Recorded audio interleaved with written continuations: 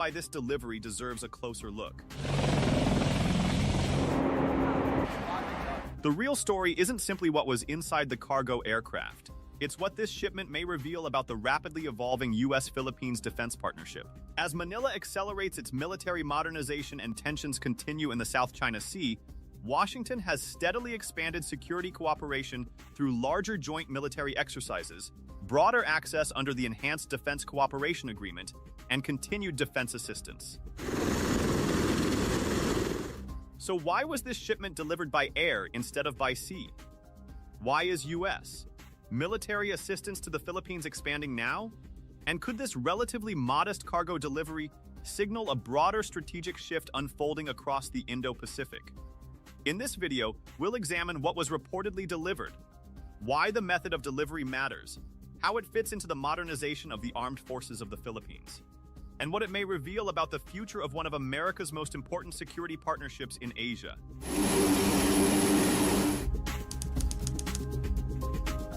So, what exactly arrived in the Philippines? According to defense reporting, the latest military airlift reportedly delivered 864 rounds for the RPG-7 rocket-propelled grenade launcher and 10 bomb warheads to the armed forces of the Philippines. The shipment has been linked to an $80 million U.S.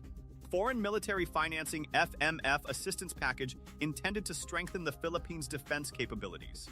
Although U.S. and Philippine authorities have not publicly released a detailed inventory of the shipment, the reported delivery aligns with Washington's broader security assistance efforts for Manila. At first glance, the shipment may appear modest compared with a new frigate, fighter aircraft, or missile system. But modern militaries don't rely on major platforms alone. They also depend on a steady supply of ammunition, spare parts, fuel, and other logistical support. Even the most advanced weapons become far less effective if they cannot be sustained during training or operations. That helps explain why this shipment matters. Military planners have long understood that combat effectiveness depends not only on acquiring sophisticated weapons, but also on keeping them supplied and operational. Ammunition and sustainment are essential to maintaining military readiness.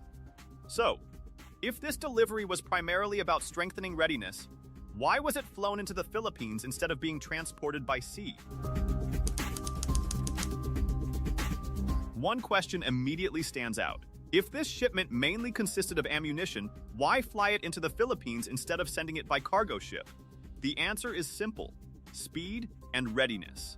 Sea transport is far cheaper and can carry much larger cargo loads, but it also takes considerably longer. Strategic airlift, by contrast, allows personnel, ammunition, and critical military supplies to be delivered within hours or days instead of weeks. That ability to move forces rapidly is a cornerstone of U.S. military operations around the world. We've already seen this capability in action during Exercise Balikatan 2026. U.S. Air Force C-130J Super Hercules aircraft from the 317th Airlift Wing transported troops, equipment, and even HIMARS rocket launchers to locations including Clark Air Base, Lawag, and the remote island of Itbayat. The exercise demonstrated how quickly Allied forces could reinforce different parts of the Philippine archipelago when required. That helps explain why this latest shipment matters. The ammunition itself is important, but the method of delivery is equally significant. Every successful airlift strengthens the ability of both militaries to move personnel and supplies rapidly during exercises, humanitarian missions, or potential crises. It's also important not to overstate the message. Neither Washington nor Manila has described this flight as a response to any specific event. Officially, it forms part of routine defense cooperation between two treaty allies. Even so, the ability to reinforce the Philippines quickly is itself a strategic capability. In today's security environment, the speed at which allies can deliver supplies can be just as important as the supplies themselves. At this point, you might be wondering, what exactly is foreign military financing, or FMF?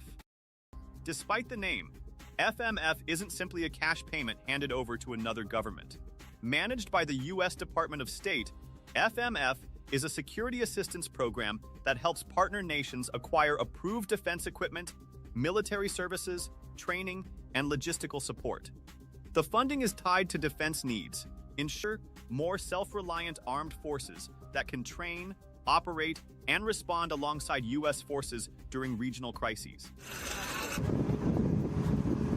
In other words, FMF is designed to strengthen long-term defense partnerships, not just provide one-time military aid. That makes the Philippines an especially important partner. As a U.S. treaty ally located along the first island chain and close to key maritime routes, the Philippines has become central to Washington's Indo-Pacific strategy. In recent years, U.S. security assistance has expanded alongside larger Balikatan exercises, enhanced cooperation under the Enhanced Defense Cooperation Agreement, and the armed forces of the Philippines shift toward territorial and external defense. It takes a lot of work and coordination and synchronization, and the focus should not be on what you saw, but on the synchronization that was required to execute this, which is incredibly important and incredibly dangerous. The Congressional Research Service notes that U.S. assistance increasingly focuses on maritime security, defense modernization, and alliance interoperability. Viewed in that context, this latest FMF-supported shipment is more than a routine delivery of ammunition. It is another step in a long-term effort to build a stronger, more capable Philippine military while deepening one of America's oldest security alliances in Asia. And that raises an even bigger question. Why is Washington expanding this support now? That brings us to perhaps the most important question. Why is the United States increasing military assistance to the Philippines now? The short answer is that the regional security environment has changed dramatically over the past few years. The Philippines today faces a far more challenging security landscape than it did a decade ago. Confrontations between Philippine and Chinese vessels in the South China Sea have become more frequent and more intense. What were once occasional diplomatic disputes have increasingly evolved into regular encounters involving Coast Guard ships, maritime militia vessels, and naval assets around contested features such as Second Thomas Shoal and Scarborough Shoal. Reuters and the Associated Press have documented repeated incidents involving water cannons, dangerous maneuvering, and collisions during Philippine resupply and patrol missions. These confrontations have raised concerns not only in Manila, but also among its treaty allies. At the same time, the armed forces of the Philippines are undergoing one of the most significant transformations in their modern history. After decades focused primarily on counterinsurgency and internal security, the AFP is shifting toward territorial and external defense, requiring new capabilities, stronger logistics, and closer cooperation with allies. That shift has naturally strengthened the U.S. Philippines alliance. In recent years, both countries have expanded Balikatan exercises, increased cooperation under the Enhanced Defense Cooperation Agreement, strengthened intelligence sharing, and accelerated joint training focused on maritime security and rapid deployment. U.S. Indo-Pacific Command continues to describe the alliance as a cornerstone of regional security. That broader context helps explain the timing of this latest airlift. Neither Washington nor Manila has described the shipment as a direct response to any single confrontation. Officially, it forms part of a broader effort to strengthen the alliance and improve the Philippines' defense capabilities. But strategic timing matters. When military assistance expands alongside larger exercises, new access agreements, and a more contested maritime environment, it reflects a long-term effort to strengthen deterrence and improve readiness before, not during, a crisis. That is why this shipment matters. It is best understood not as an isolated delivery of ammunition, but as another step in the steady evolution of the U.S. Philippines defense partnership. And to understand where that partnership is headed, we also need to look at how these deliveries support the AFP's long-term modernization program. This latest airlift is just one piece of a much larger effort to modernize the armed forces of the Philippines. Under its Ray Horizon modernization program, the AFP is shifting away from decades of focusing mainly on counterinsurgency and internal security. The new priority is territorial and external defense, protecting the country's maritime domain, airspace, and sovereign territory. That means investing not only in new ships, aircraft, and missile systems, but also in the logistics needed to keep them operational. Department of National Defense, that's where this shipment fits in. Modern weapons are only effective if they can be sustained. Ammunition, spare parts, fuel, maintenance, and secure supply chains are what allow military units to remain combat-ready during prolonged operations. In recent years, the Philippines has acquired capabilities such as BrahMos coastal defense missiles, FA-50 light combat aircraft, and Jose Rizal-class frigates. But building a credible defense force isn't just about buying advanced platforms, it's about ensuring they can be supported when they're needed most. This latest U.S.-supported ammunition delivery contributes to that broader objective. While it doesn't transform the AFP overnight, it helps strengthen one of the most overlooked aspects of military readiness: sustainment. As military planners often point out, battles are won not only by advanced weapons, but by the ability to keep those weapons supplied and operational.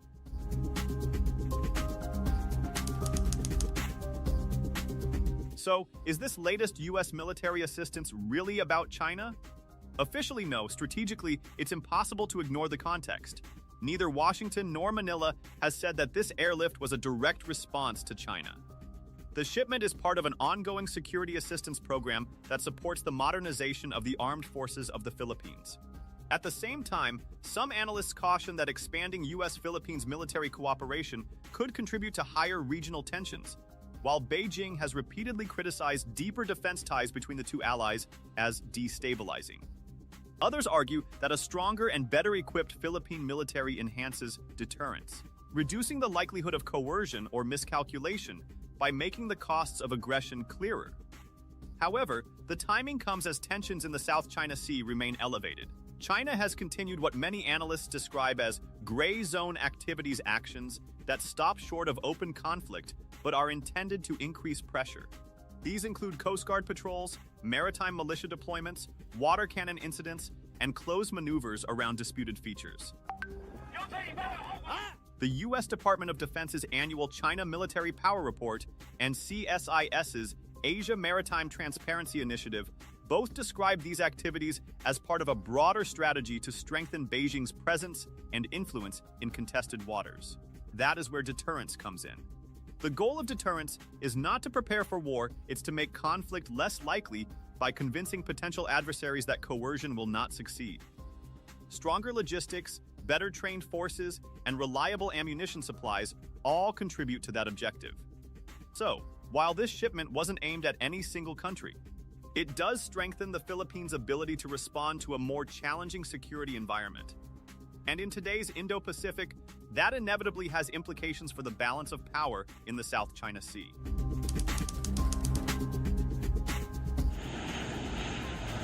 To fully understand this airlift, you have to look beyond the shipment itself. It is part of America's broader Indo-Pacific strategy. The Philippines occupies a critical position along the first island chain, a series of islands stretching from Japan through Taiwan and the Philippines towards Southeast Asia. This geography makes the country strategically important for maintaining access, supporting allies, and responding quickly to regional crises. That is one reason the U.S. and the Philippines have expanded defense cooperation in recent years. Under the Enhanced Defense Cooperation Agreement, U.S. forces can rotate through agreed Philippine military facilities, pre-position equipment, and conduct joint training. This does not establish permanent U.S. bases, but it does allow both militaries to respond more rapidly during emergencies or major exercises. One of the best examples is Exercise Balikatan, now one of the largest military exercises in the Indo-Pacific. Every year, thousands of American and Filipino troops train together in air, land, maritime, and logistics operations, improving interoperability and readiness. All of this supports what the U.S. Department of Defense calls integrated deterrence, combining military capability, alliances, logistics, and diplomacy to discourage conflict before it starts. Viewed in that context, this recent ammunition airlift is more than a routine delivery. It is another building block in a long-term strategy aimed at strengthening the U.S. Philippines alliance and maintaining stability across the Indo-Pacific. So, what comes after this ammunition shipment? While no new assistance package has been officially announced, recent developments offer some clues. Rather than focusing only on major weapons platforms, future U.S. support is likely to expand the Philippines' enabling capabilities, the systems that make a modern military more effective. That could include enhanced intelligence, surveillance, and reconnaissance, greater use of uncrewed aerial systems, more resilient communications networks, improved logistics and ammunition sustainment, and stronger maritime domain awareness through radar, sensors, and real-time information sharing. These capabilities don't always attract headlines, but they help armed forces detect threats earlier, coordinate operations more effectively, and respond faster during a crisis. Of course, the exact direction of future assistance will depend on decisions made in both Washington and Manila, as well as the evolving regional security environment. But one trend is already clear. The U.S. Philippines alliance is increasingly focused not just on acquiring new weapons, but on building a military that is better connected, better informed, and better prepared for the challenges of the Indo-Pacific. So, let's return to the question we asked at the beginning. Why does a single U.S. ammunition airlift to the Philippines matter? Because the real story was never the cargo itself. It was what that cargo represents. This shipment is another sign of a U.S. Philippines alliance that is becoming deeper, faster, and more strategically focused. Today's partnership is no longer defined only by major weapons sales, but also by the ability to move supplies quickly, sustain military operations, and respond together when challenges arise. As tensions continue in the South China Sea, those capabilities may prove just as important as new warships, missile systems, or fighter aircraft. Whether this airlift is remembered as a routine delivery or an early indicator of a larger strategic shift will depend on how the Indo-Pacific security environment evolves in the years ahead. But one thing is already clear. The U.S. and the Philippines are building an alliance designed not just for today's challenges, but for tomorrow's. And in an increasingly uncertain Indo-Pacific, the ability to prepare may be the strongest deterrent of all.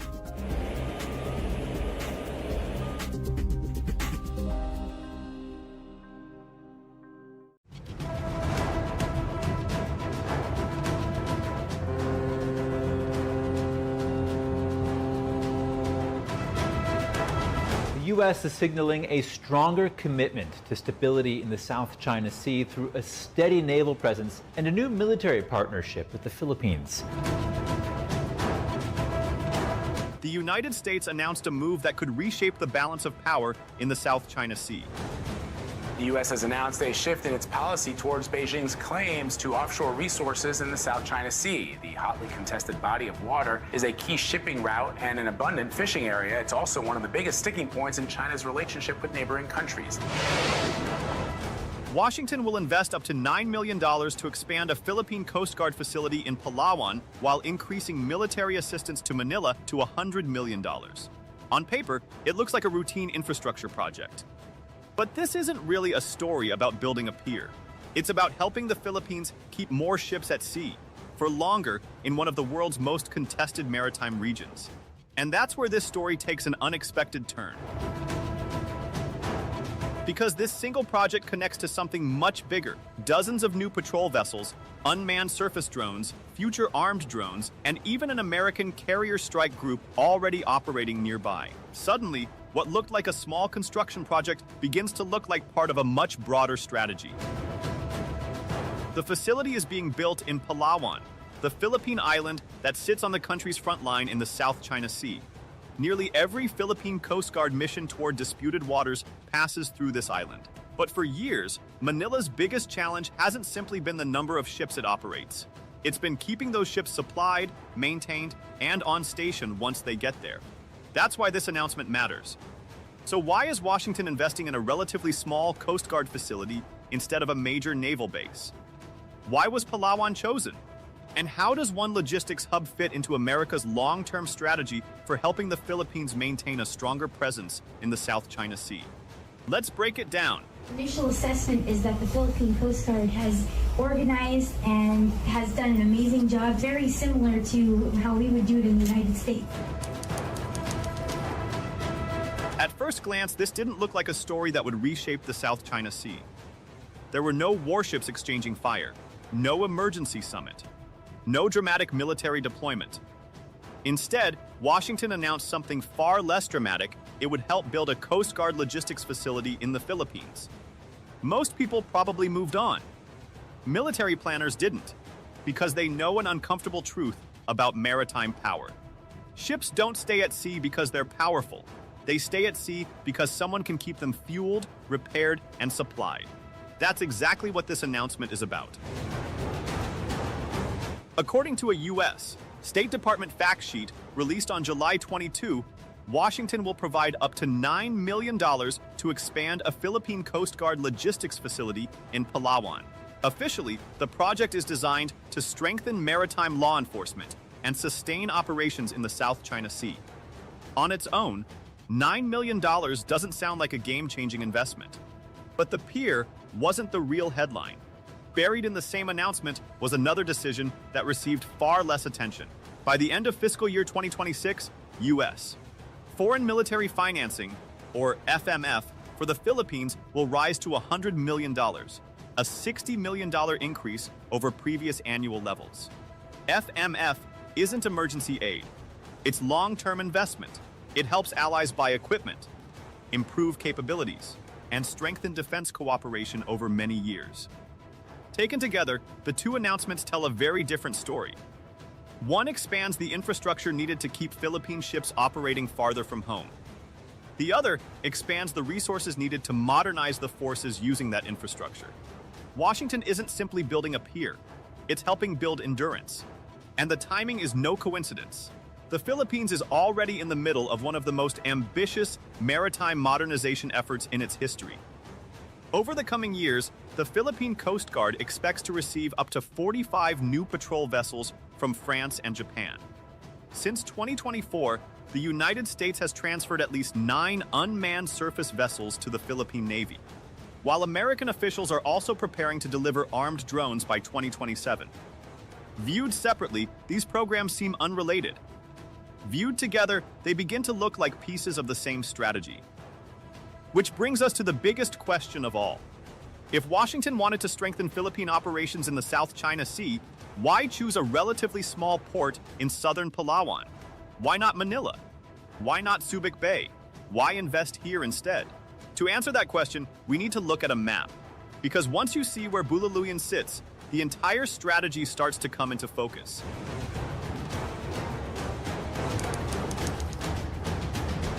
If you've never heard of Bulaluyan Port, you're not alone. It isn't a major naval base like Subic Bay. It isn't even one of the Philippines' best-known ports. At first glance, it looks like an unlikely place to become part of America's strategy in the South China Sea. So why here? The answer becomes obvious the moment you look at a map. Palawan stretches westward like a bridge into the South China Sea.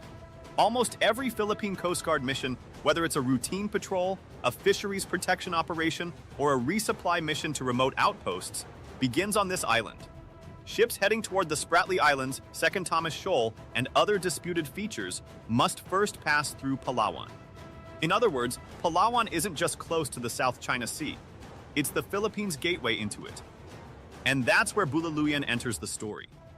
According to documents reviewed by USNI News, Philippine Coast Guard cutters already stage from this port before heading into contested waters. The U.S. proposal goes far beyond extending a pier. It includes an intermediate logistics and maintenance hub where vessels can refuel, receive repairs, replenish supplies, and prepare for longer deployments, much closer to the areas where they actually operate. That may not sound dramatic, but in maritime competition, time is a weapon. Imagine 2 identical patrol vessels. Both have the same crew. Both have the same equipment. Both are assigned the same mission. The first must sail hundreds of kilometers back to its home port every time it needs fuel, spare parts, or maintenance. The second pulls into a nearby logistics hub, completes those same tasks, and returns to patrol in a fraction of the time. After a few weeks, the difference is noticeable. After a few months, it's strategic. The second ship spends far more time on station, responds more quickly, and maintains a much more consistent presence, all without adding a single new vessel. That's why military planners often say, amateurs talk strategy. Professionals talk logistics. China understood that lesson years ago, when Beijing transformed reefs like Fiery Cross Reef, Mischief Reef, and Subi Reef. The headlines focused on runways, missile shelters, and radar systems. But those weren't the only things being built. China also constructed deep water harbors, fuel depots, maintenance facilities, warehouses, and support infrastructure. Those facilities weren't designed for headlines. They were designed to keep Chinese Coast Guard and maritime forces operating continuously in the South China Sea without constantly returning to the mainland. Presence isn't created by ships alone. It's created by the logistics that keep those ships at sea. For years, the Philippines faced the opposite problem. Many Philippine Coast Guard cutters operating from Palawan still relied on civilian ports, competing with commercial shipping for dock space. Maintenance capacity was limited, forcing vessels to travel farther for repairs and reducing the amount of time they could spend on patrol. That's the weakness Washington is now trying to fix. By investing in Bulaluyan, the United States isn't creating a new frontline outpost. It's strengthening one of the least visible, but most important, elements of maritime power. The ability to keep ships fueled, repaired, supplied, and ready to return to sea. But solving the logistics problem reveals another challenge. A maintenance hub can keep ships operating longer. It can't create ships that don't exist. And that's exactly where the next chapter begins. Because the Philippine Coast Guard is about to undergo its largest fleet expansion in decades, and its existing support system was never built for what comes next. At this point, you might think the logistics problem has been solved. Build a maintenance hub. Refuel ships closer to the South China Sea. Keep them at sea longer. Simple, except there's another problem. Even the best logistics network can't support ships that haven't arrived yet. Today, the Philippine Coast Guard operates 13 ocean-capable cutters. That's enough to maintain a presence in key areas, but not enough to patrol every part of the country's vast maritime domain, especially as confrontations in the South China Sea become more frequent. At first glance, that looks like the Philippines' biggest weakness.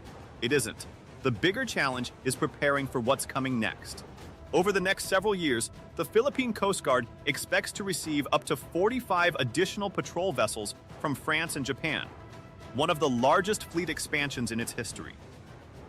And that's where the real challenge begins. Adding dozens of ships isn't as simple as delivering them to a dock. Every vessel needs fuel. Every vessel needs maintenance. Every crew needs supplies. Every mission needs a port that can return the ship to sea as quickly as possible. Without that support network, even the newest patrol vessels would spend too much time tied to the pier instead of patrolling contested waters. Japan faced this challenge decades ago. As an island nation with vast maritime responsibilities, the Japan Coast Guard didn't rely on one or two massive bases. Instead, it developed a network of strategically located facilities that allowed vessels to refuel, resupply, and return to sea much more quickly. The result wasn't simply a larger fleet. It was a fleet that could remain operational far more often. That's the transition the Philippines is now beginning. Washington's investment isn't designed only for the Coast Guard that exists today. It's preparing for the Coast Guard that will exist 5 or 10 years from now. Because building new ships is only half the challenge. Keeping all of them operating efficiently is the part that ultimately determines how much presence the Philippines can maintain in the South China Sea. And that leads to the next question. If the Coast Guard is about to grow dramatically, what will that future fleet actually look like? Washington isn't building the Philippine Coast Guard of today. It's preparing for the Coast Guard of the next decade. Over the coming years, the Philippines expects to receive up to 45 new patrol vessels from France and Japan, one of the largest fleet expansions in the service's history. That could dramatically increase its ability to patrol the country's vast maritime domain and maintain a more consistent presence in the South China Sea. But there's a catch. A larger fleet is only useful if it can stay operational. That's why Washington is investing in the support network first. The logistics hub at Bulaluyan is designed to keep these future vessels fueled, maintained, and ready to return to sea much more quickly. In other words, the pier isn't the destination. It's the foundation. And even that is only part of the plan. Because the next phase of U.S. support isn't about bigger ships, it's about smarter ones. Building a larger fleet is only part of the strategy. The next step is making that fleet smarter. Alongside new logistics hubs and future patrol vessels, the United States is helping the Philippines build a more flexible maritime force, one that doesn't rely entirely on traditional ships. Since 2024, Washington has transferred at least 9 unmanned surface vessels, or USVs, to the Philippine Navy. Additional support is planned, including armed drones expected to begin arriving by 2027. That represents more than just new equipment. It changes how maritime operations can be conducted. A drone boat can patrol dangerous waters without putting a crew at risk. Unmanned systems can monitor contested areas for hours, gather intelligence, and support larger patrol vessels at a fraction of the cost of sending another ship. Instead of relying on a handful of cutters, the Philippines can begin creating a network of manned and unmanned systems working together across the South China Sea. Military planners call this force multiplication, using technology to expand operational capability without needing the same increase in ships or personnel. Combined with new logistics infrastructure and a rapidly expanding Coast Guard, these systems are designed to give the Philippines something it has struggled to maintain for years: a more persistent presence at sea. But this raises an even bigger question. Why is Washington accelerating all of these investments now? To answer that, we need to look at how the security environment in the South China Sea has changed over the past several years. None of this happened overnight. The investments in Bululuyan, the expanding Coast Guard fleet, and the growing use of unmanned systems are all responses to a security environment that has become far more dangerous over the past several years. What were once occasional maritime disputes have evolved into increasingly frequent confrontations.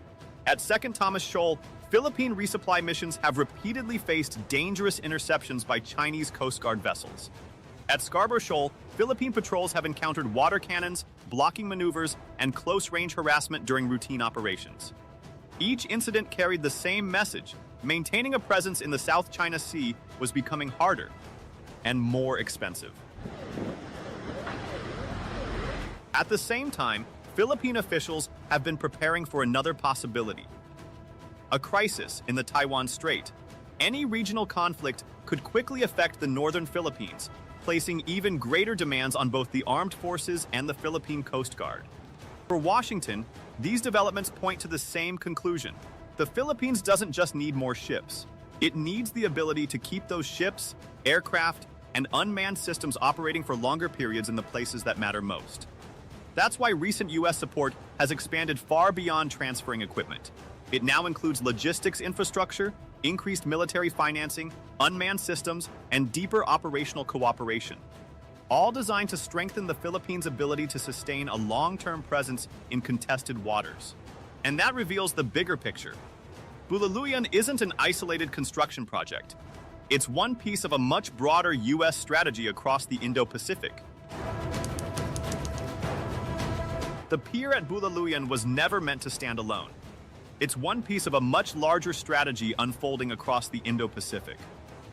Over the past several years, the United States has steadily expanded its security cooperation with the Philippines, not through a single deployment, but through a growing network of forces, infrastructure, and allied partnerships.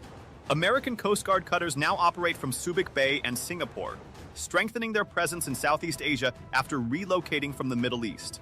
At the same time, the USS George Washington Carrier Strike Group has returned to the waters west of Luzon, underscoring Washington's ability to maintain a visible naval presence in the region.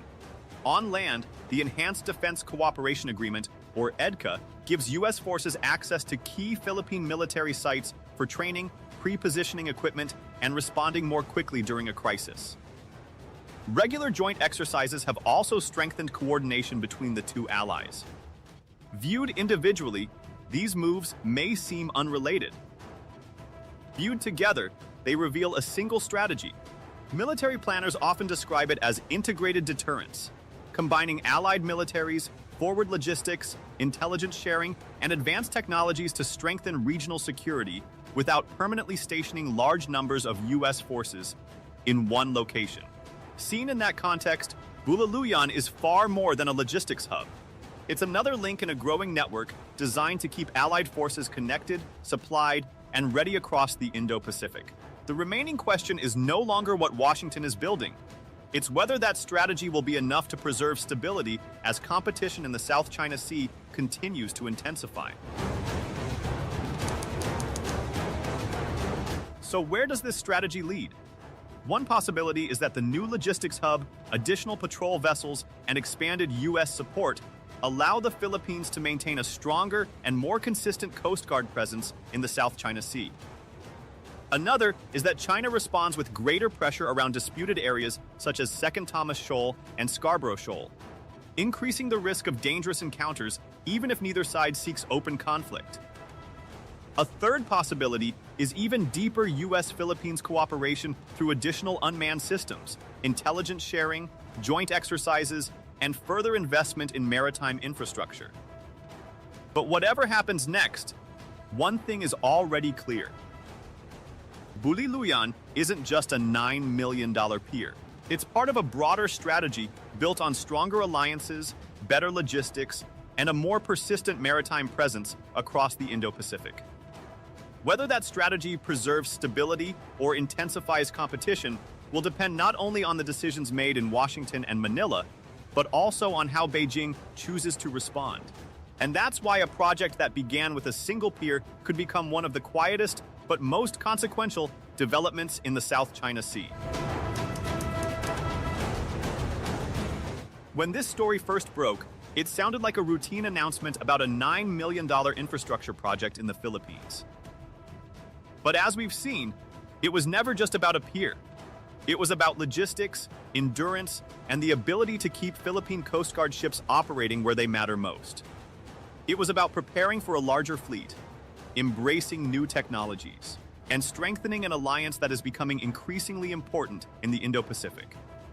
In modern maritime competition, presence isn't measured only by the number of ships a country owns. It's measured by how long those ships can stay at sea.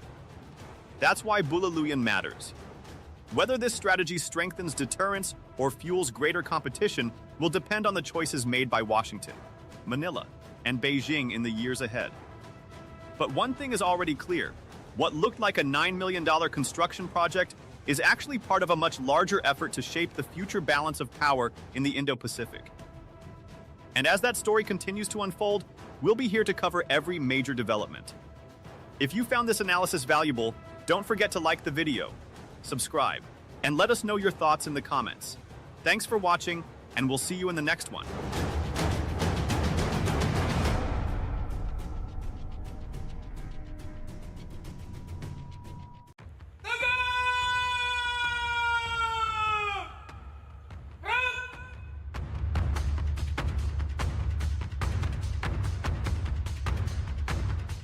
This exercise is really valuable in that sense, that we will learn so much about the armed forces of the Philippines, and we will learn how we will need to adapt to the new challenges, the new threats that we are facing today, and the threats that we will be facing in the future.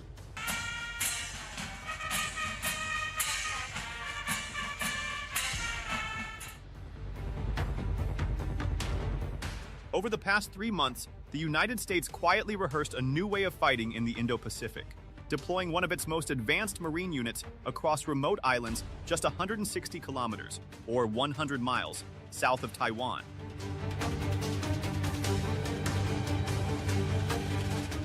From the annual Balikatan exercises to the follow-on Kamandag drills, the Hawaii-based 3rd Marine Littoral Regiment spread across northern Luzon, the Babuyan Islands, and Batanes, practicing how to rapidly deploy anti-ship missiles, establish expeditionary positions, and monitor one of the world's most strategically important waterways, the Luzon Strait. This wasn't simply about improving military cooperation with the Philippines. It was about testing a completely different American approach to deterring conflict in the Western Pacific. Instead of concentrating forces at a handful of massive military bases, U.S. Marines rehearsed operating in small, highly mobile teams that could disperse across remote islands, remain difficult to detect, and, if necessary, threaten hostile warships moving through critical maritime choke points. For Washington, It's a strategy designed to strengthen deterrence along the first island chain. For Manila, it reinforces the defense of the country's northern frontier. And for Beijing, these same islands sit just outside one of China's most sensitive strategic theaters, the Taiwan Strait. So why are these quiet islands suddenly attracting the attention of military planners across the Indo-Pacific? Because once you understand what the Marines were actually practicing, you'll understand why this deployment is about far more than another military exercise.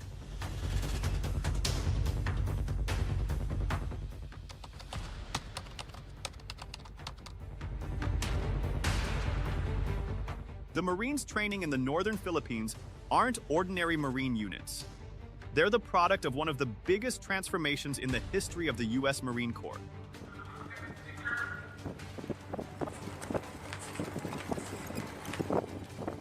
A force redesigned for a battlefield that looks nothing like the wars America fought over the past 2 decades.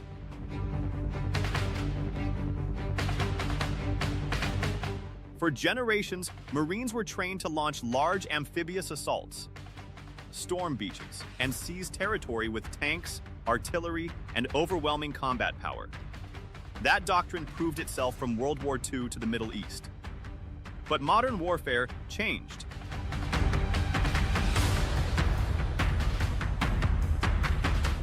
Today's battlefields are watched by satellites, drones patrol the skies around the clock, and long-range precision missiles can strike targets hundreds of kilometers away. Large concentrations of troops and equipment have become far easier to detect and far more vulnerable to destroy. So the Marine Corps asked a difficult question. How do you survive on a battlefield where the enemy can see almost everything? The answer became Force Design 2030. Instead of building bigger formations, the Marine Corps began creating smaller, faster, and far more mobile units designed to operate inside heavily contested environments. Rather than depending on massive military bases, these forces could disperse across islands, relocate quickly, and continue fighting while remaining difficult to detect. Make some room, let's go! Let's go, sir, let's go. At the heart of that transformation is the Marine Littoral Regiment, or MLR. Unlike a traditional Marine regiment, the MLR isn't built to capture large cities or hold vast stretches of territory. It's designed to operate from remote coastlines and islands using advanced sensors, air defenses, and long-range precision missiles to detect hostile naval forces, share targeting data across the joint force, and, if necessary, strike enemy ships far beyond the horizon. In many ways, it's less like a traditional infantry unit, and more like a mobile network of sensors and precision weapons.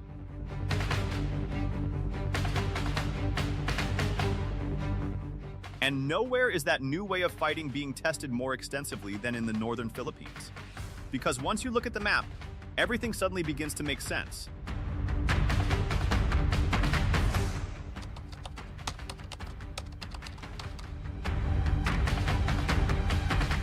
So why are U.S. Marines spending months training on islands that most people couldn't find on a map? Because once you look at the geography, everything changes. Open Google Earth and zoom into the northern tip of the Philippines. The first islands you'll find are Batanes, a quiet chain of rugged cliffs, small fishing villages, and fewer than 20,000 residents. At first glance, they don't look like the kind of place that could influence the balance of power in Asia. But then, zoom out. Just 160 kilometers, or 100 miles, to the north lies Taiwan. Between them stretches the Luzon Strait, one of the busiest and most important waterways in the Indo-Pacific. Now zoom in again. Cutting through the strait is the Bashi Channel, a deep water corridor connecting the South China Sea to the Pacific Ocean. Every day, commercial ships carrying energy, raw materials, and manufactured goods pass through these waters. But military planners see something else. They see one of the few natural gateways between China's near seas and the open Pacific. That's why this region sits at the heart of the first island chain.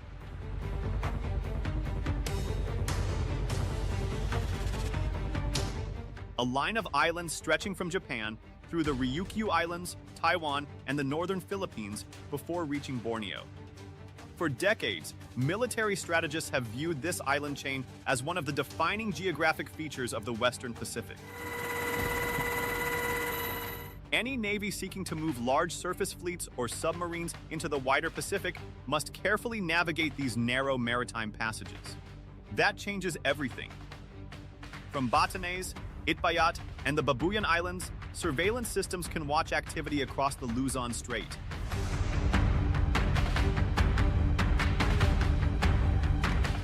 Missile units can help hold critical sea lanes at risk. And Allied forces can strengthen maritime awareness across one of the world's busiest maritime corridors. Suddenly, these aren't just remote islands anymore.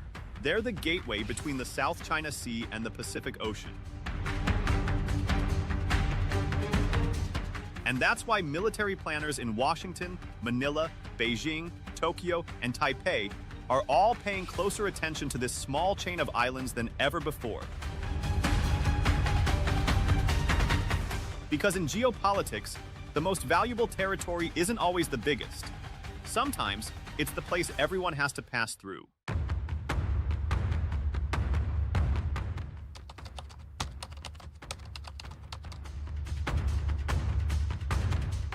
Understanding the geography is only half the story. The real question is, what can U.S. Marines actually do once they arrive on these islands? The answer isn't another aircraft carrier. It isn't a massive military base. It's a missile launcher that can disappear almost as quickly as it appears. It's called the Navy Marine Expeditionary Ship Interdiction System, or NMESIS.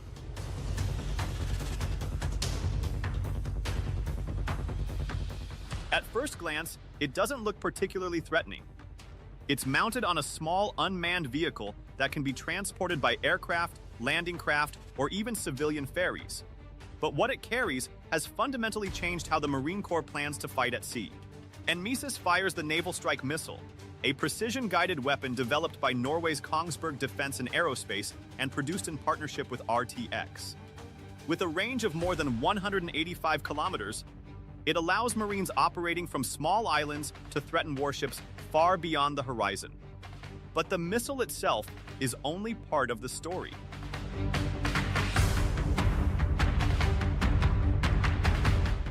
Imagine a warship entering the Luzon Strait.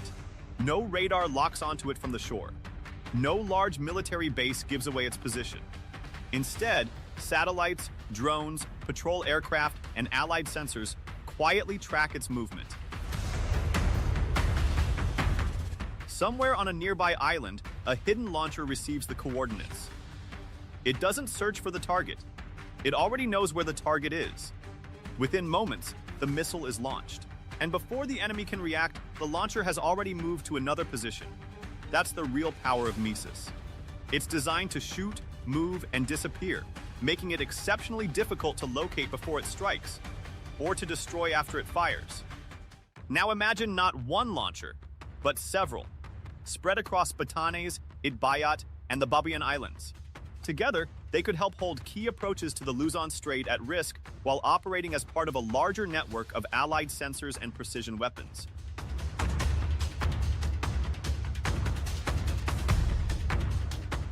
And that's exactly what the Marines rehearsed during Balikatan and Kamandag. They weren't simply practicing how to fire missiles. They were proving they could build a mobile, survivable network capable of monitoring one of the Indo-Pacific's most important maritime corridors. Because in modern warfare, the most dangerous weapon isn't always the one with the longest range. It's the one your opponent never knows is there, until the missile is already on its way.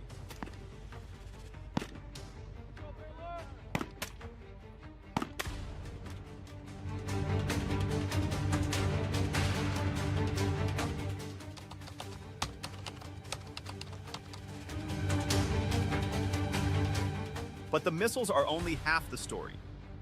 The real breakthrough is where and how the Marines plan to fight. For decades, American military power relied on massive bases filled with aircraft, fuel, ammunition, and thousands of troops. The problem? Everyone knows where those bases are.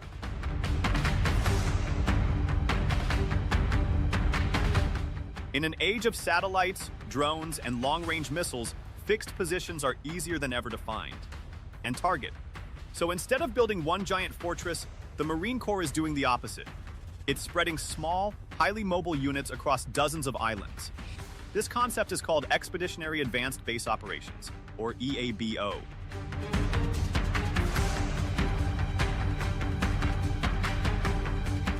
Marines move on to remote islands, establish temporary positions, monitor the surrounding seas, support missile targeting, and, if necessary, launch precision strikes. Before an enemy can respond, they pack up and move again. Think of it as a network instead of a base.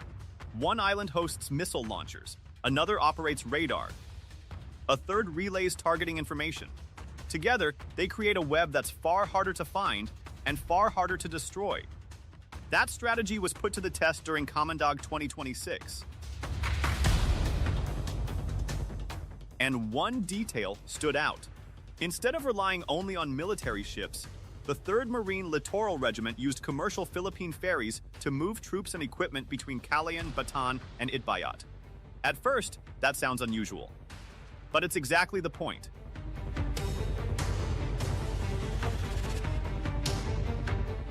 Using civilian vessels allows Marines to move quickly, reach smaller islands, and disperse without depending entirely on traditional military transport. The goal wasn't to defend one island. It was to turn an entire island chain into a connected defensive network.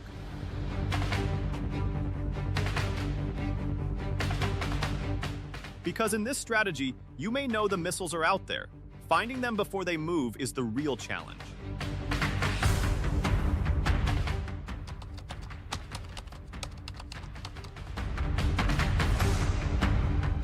By now, one thing should be clear. This isn't just about defending the Philippines. It's also about shaping the balance of power in the Western Pacific. For China, the first island chain has long been more than a line on the map. Before many PLA Navy warships and submarines can operate freely in the Pacific, they must pass through narrow waterways like the Luzon Strait and the Bashi Channel. That's why these islands matter.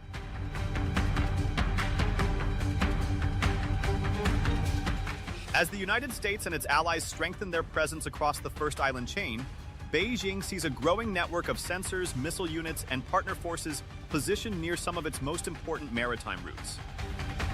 At the same time, China has spent decades building its own anti-access or area denial, or A2 or AD, capabilities, long-range missiles, advanced air defenses, and a rapidly modernizing navy designed to discourage outside military intervention near its coastline.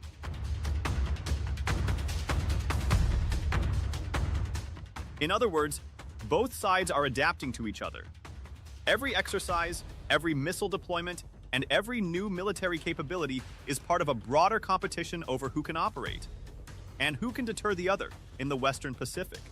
That doesn't mean conflict is inevitable, but it does explain why places like Batanes, Calayan, and Itbayat are now drawing attention from military planners in Washington, Manila, and Beijing alike.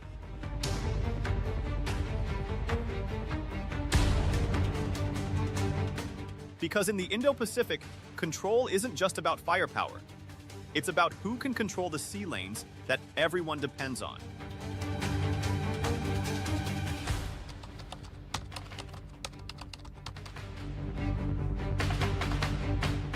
So far, we've talked about military strategy.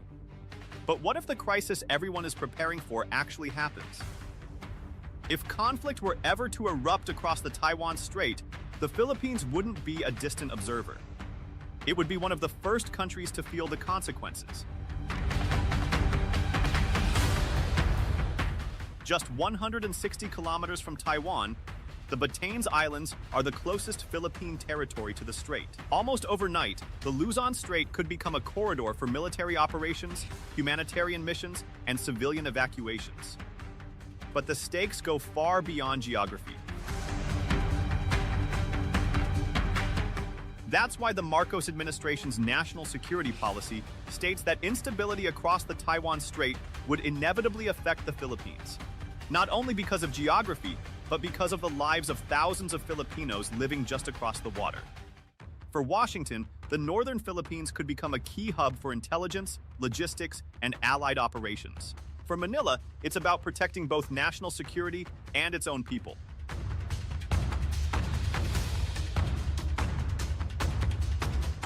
And for the people of Batanes, their quiet island home could suddenly become the Philippines' first line of response in a regional crisis. Because if Taiwan changes, Batanes won't be far behind.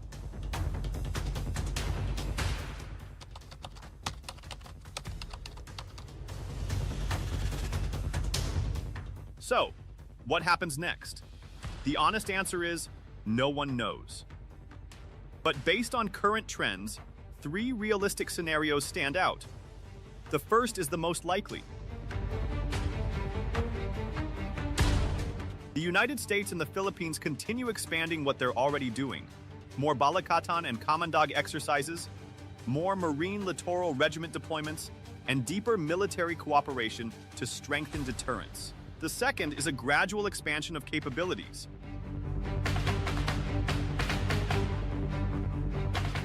As EDCA sites continue to develop, northern Philippine facilities could support more advanced sensors, stronger air defenses, and additional long-range missile systems, enhancing rotational operations without becoming permanent U.S. bases. The third is the most serious. If a crisis over Taiwan were ever to escalate, the preparations we've seen in recent years could accelerate dramatically. Forces, logistics, and surveillance assets could move into the northern Philippines much faster, making islands like Batanes, Itbayat, and Calaon even more important.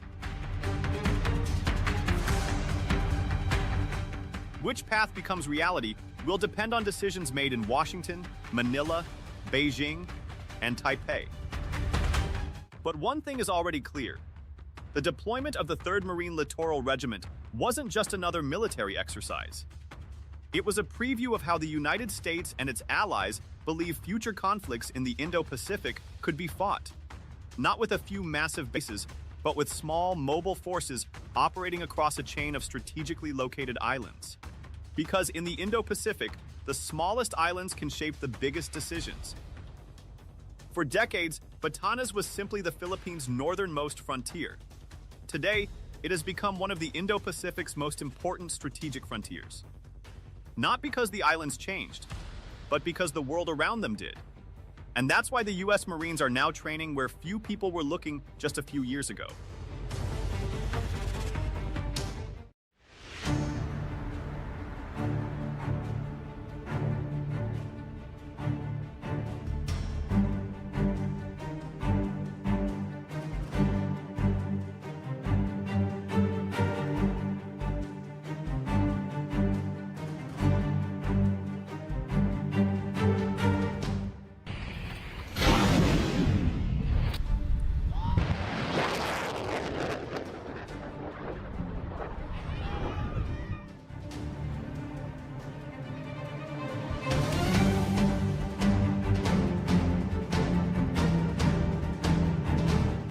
Is the United States turning the Philippines into a frontline base against China?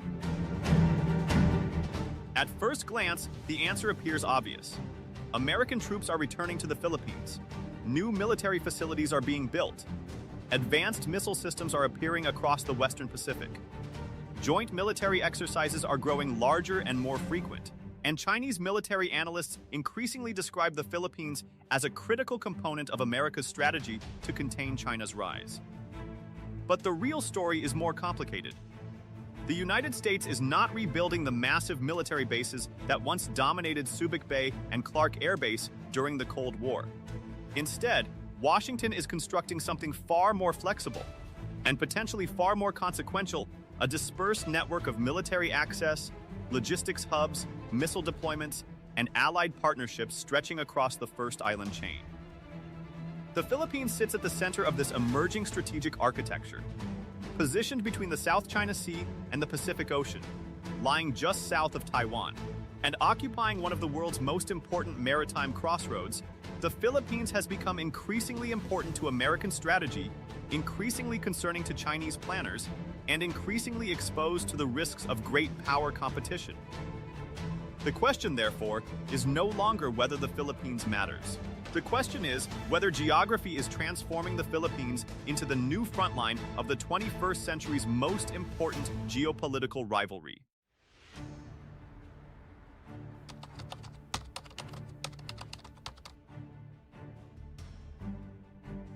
There are moments in history when a country does not choose to become strategically important. History chooses it.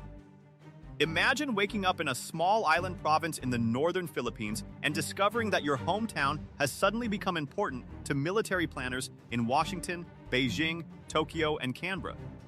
Nobody declared war. No shots were fired. Yet American military aircraft begin appearing more frequently overhead.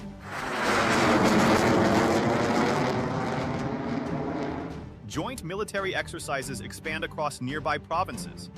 Anti-ship missile systems arrive on neighboring islands. Chinese military analysts publish reports discussing the strategic importance of your region. And thousands of miles away, officials in Washington quietly describe your homeland as one of the most critical pieces of the Indo-Pacific security architecture. For decades after the Cold War, many believed that the Philippines had escaped the front lines of great power competition.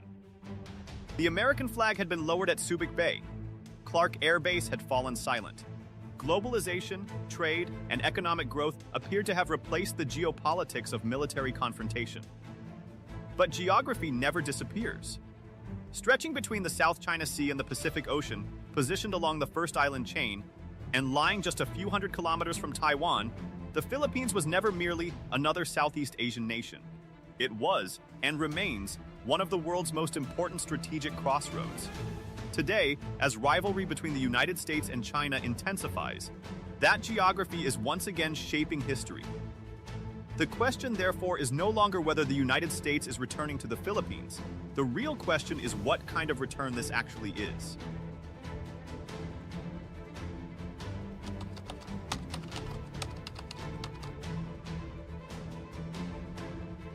The United States has been here before.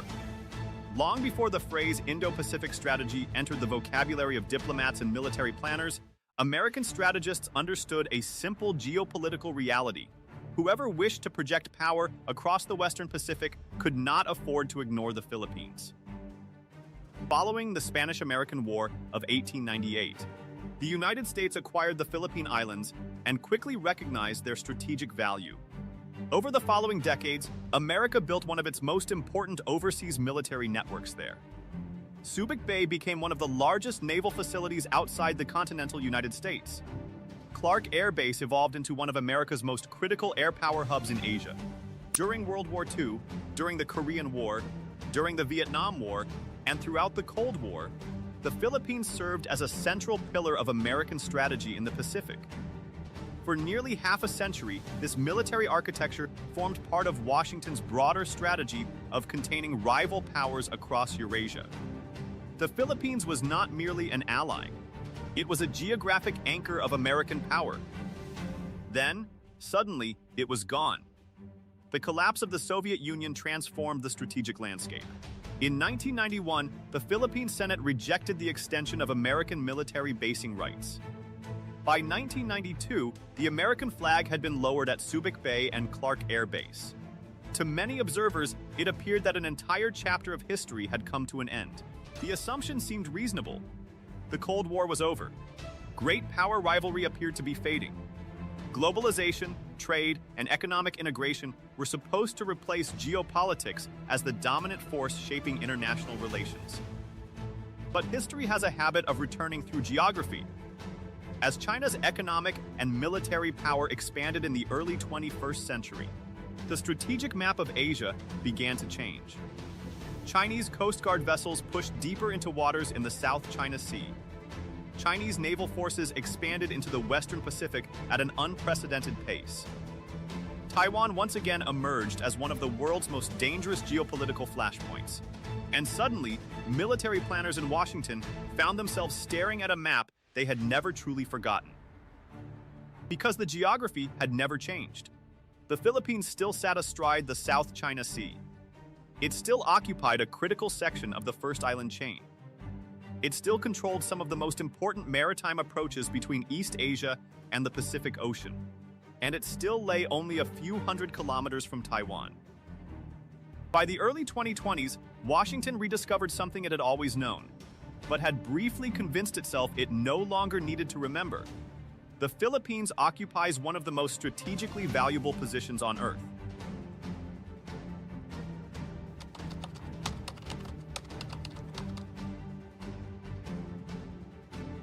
To understand why the United States is returning to the Philippines, one must first understand a geographical concept that has shaped Asian geopolitics for generations: the First Island Chain.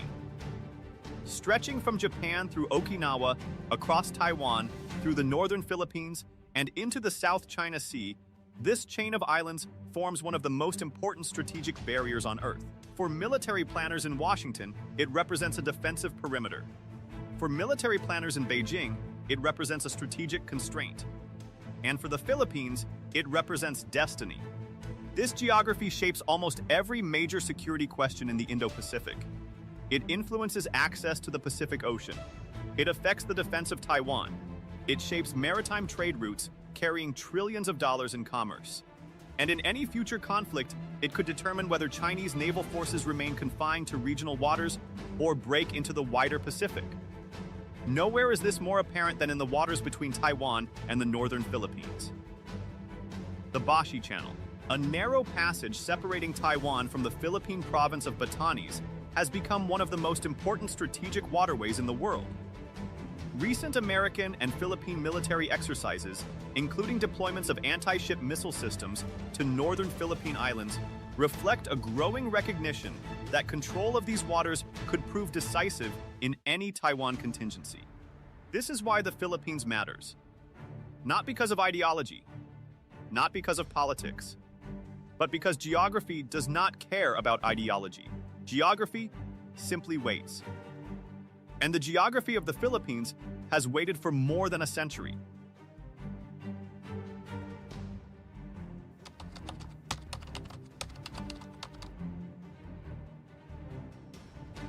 If geography explains why the Philippines matters, then the next question becomes unavoidable. What exactly is the United States building there? The official answer is straightforward. Is the biggest part of the entire trip, is what they're saying in many areas. In Japan, there's always been an agreement. It's there, it exists. And this is an important, that handshake, that signing, that ceremony, as simple as it may seem, means a lot, and means a lot to security and stability in the region. In 2014, Washington and Manila signed the Enhanced Defense Cooperation Agreement, or EDCA. The agreement was never designed to recreate the giant American bases of the Cold War. Instead, it created something far more flexible, a framework allowing U.S. forces to rotate through Philippine military facilities, preposition equipment, construct infrastructure, and conduct joint operations with their Filipino counterparts. Crucially, the agreement explicitly prohibits permanent American military bases on Philippine territory. For years, EDCA remained limited in scope. Then, geopolitics intervened. As tensions in both the South China Sea and the Taiwan Strait intensified, the agreement was dramatically expanded in 2023. Today, the United States has access to 9 military facilities spread across the Philippine archipelago, creating a strategic network stretching from the South China Sea to the approaches of Taiwan. 3 of these sites occupy positions of enormous importance for any potential Taiwan contingency: Naval Base Camilo Ocias in Cagayan, Laulo Airport in northern Luzon, and Camp Melchor de la Cruz in Isabela. All lie within the northern gateway connecting the Philippines to Taiwan and the Western Pacific. Further south, Balabac Island and Antonio Bautista Air Base sit astride the maritime approaches to the South China Sea, placing them near some of the region's most contested waters. Officially, these are not American bases. Legally, they remain Philippine military facilities. Strategically, however, they function as something else entirely: nodes in a dispersed American-led military network designed to operate across the First Island Chain, complicate Chinese military planning, and strengthen deterrence across both the South China Sea and the Taiwan Strait.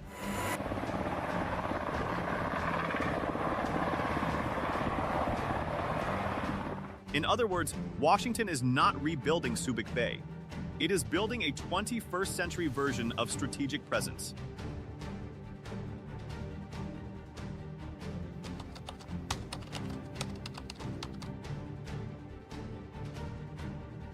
If Washington sees the Philippines as a crucial ally, Beijing increasingly sees it as something else entirely, a forward operating hub in an emerging American containment network. Over the past several years, Chinese strategic analysts have increasingly described the expansion of the U.S. Philippines alliance not as an isolated bilateral relationship, but as part of a broader American strategy of integrated deterrence, a military and political framework designed to link together the capabilities of the United States, Japan, Australia, and the Philippines into a single strategic architecture. From Beijing's perspective, the logic of this network is straightforward. In the north, American access to bases in northern Luzon strengthens the ability to monitor and potentially constrain Chinese military movements through the Bashi Channel and toward Taiwan. In the south, facilities in Palawan expand surveillance, logistics, and operational reach across the South China Sea. Chinese analysts have increasingly described this emerging posture with a striking phrase: lock Taiwan from the north and control the South China Sea from the south.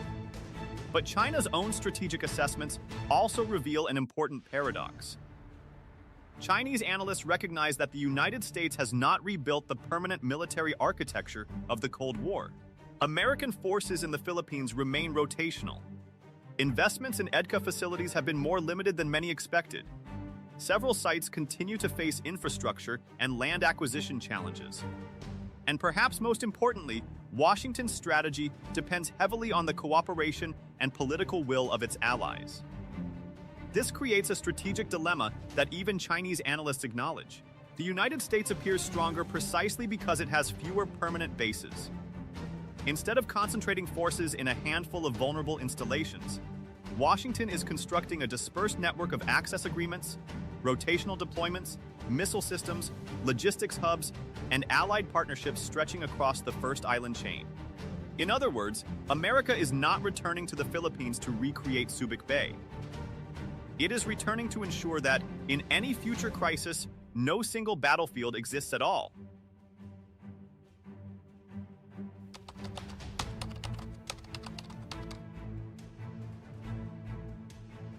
If the Cold War was defined by massive military bases, then the 21st century may be defined by something very different: networks. The United States is no longer attempting to recreate the giant overseas military infrastructure that characterized its global posture during the Cold War.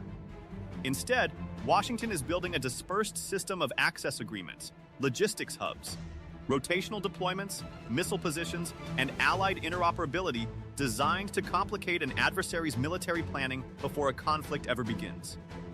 American strategists call this approach integrated deterrence. Its logic is straightforward. Rather than relying exclusively on American military power, the United States increasingly seeks to combine the capabilities, geography, and political commitments of its allies into a single strategic architecture.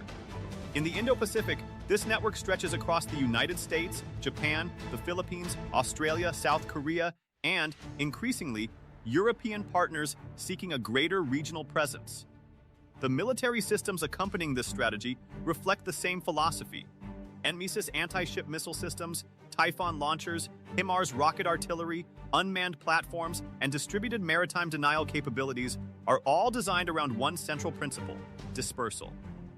Instead of concentrating forces in a few large and vulnerable bases, military power is spread across multiple locations, making it more difficult for an adversary to target and neutralize. In this emerging strategic environment, geography itself becomes a weapon. As Robert Kaplan might observe, empires once expanded by planting flags. 21st century powers expand by building networks.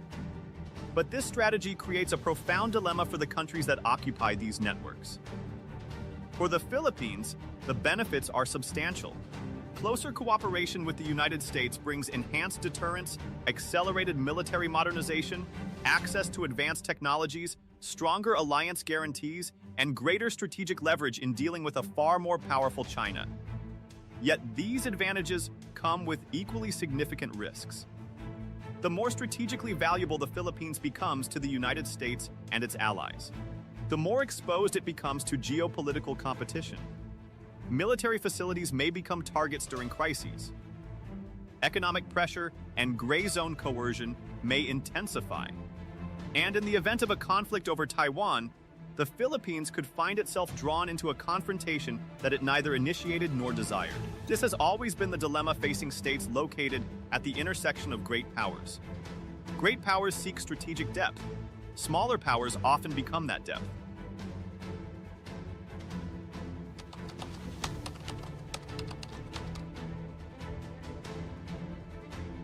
There is a recurring pattern in the history of great power competition.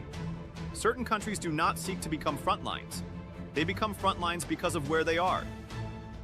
During the Cold War, West Germany found itself positioned at the fault line between the American and Soviet spheres of influence. South Korea became the front line of ideological and military competition in Northeast Asia. Today, Taiwan occupies perhaps the most dangerous geopolitical position in the world, sitting at the intersection of American maritime power and Chinese national ambition. And increasingly, the Philippines appears to be joining that list. This phenomenon is hardly new. More than a century ago, the British geographer Alfred Mackinder argued that geography imposes enduring constraints on international politics. For decades after the Cold War, the country appeared to occupy the geopolitical periphery. But as strategic competition between the United States and China intensifies, the Philippines is once again becoming what geography always suggested it would become: a frontier state positioned at the edge of competing spheres of power. Throughout history, maps have repeatedly transformed peripheral states into strategic frontiers. The Philippines may simply be the latest example. Because in geopolitics, countries do not always choose their role in history. Sometimes, geography chooses it for them.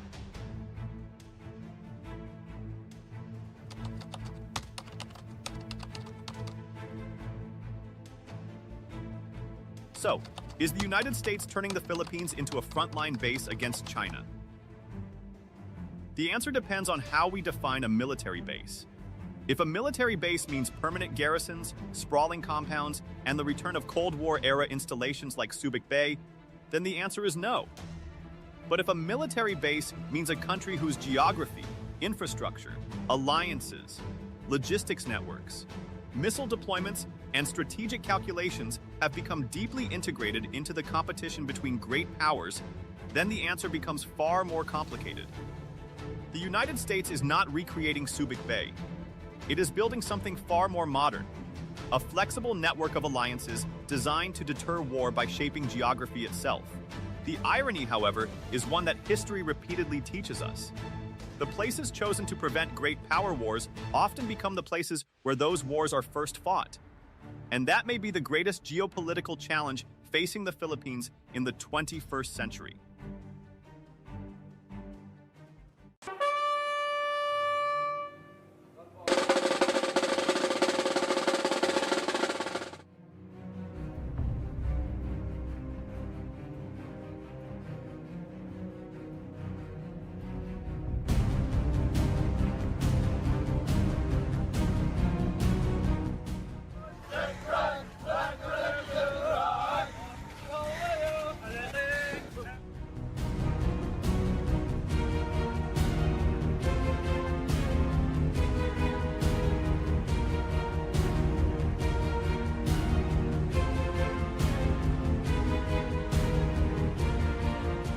Imagine boarding an ordinary commercial ferry in the northern Philippines.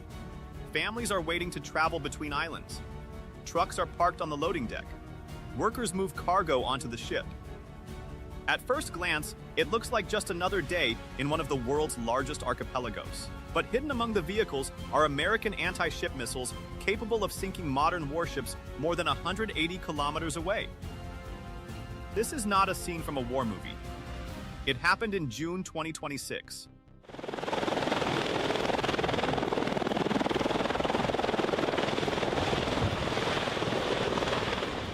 During the 10th iteration of the U.S. Philippines Common Dog military exercises, U.S. Marines loaded their newest anti-ship missile systems and air defense vehicles onto contracted Philippine commercial ferries and transported them across the islands of the Luzon Strait, one of the most strategically important waterways on Earth. At first glance, the exercise appears almost mundane. Why would the world's most powerful military rely on civilian ferries to move some of its most advanced weapons? But that question reveals something much bigger. This was not a logistical experiment. It was a glimpse into how the United States plans to fight, and perhaps deter, a future conflict with China. The missile system transported during the exercise was the Navy Marine Expeditionary Ship Interdiction System, or NMISS. Armed with naval strike missiles capable of striking targets more than 100 nautical miles away, these launchers are designed to hunt warships, disappear, relocate, and strike again. Accompanying them were Marine air defense systems tasked with protecting these missile units from aircraft and drones. Together, they represent a fundamental shift in American military thinking. For decades, military power in the Pacific depended on massive aircraft carriers, large military bases, and centralized logistics networks. Today, the Pentagon is preparing for a very different kind of war. A war fought across hundreds of islands. A war where civilian infrastructure becomes strategic infrastructure. And a war where an ordinary ferry carrying ordinary passengers may also be carrying some of America's most important weapons.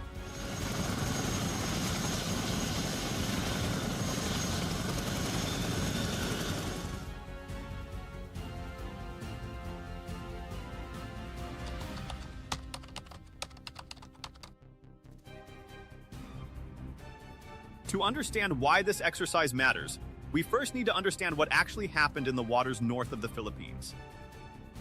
On June 15, 2026, more than 2,000 military personnel from the Philippines, the United States, Japan, and South Korea launched the 10th iteration of Exercise Kamandag, one of the largest and most important military exercises in the Philippine archipelago. But unlike earlier versions of Kamandag, this year's exercise was not primarily about amphibious landings or conventional military drills. It was about preparing for a conflict across islands.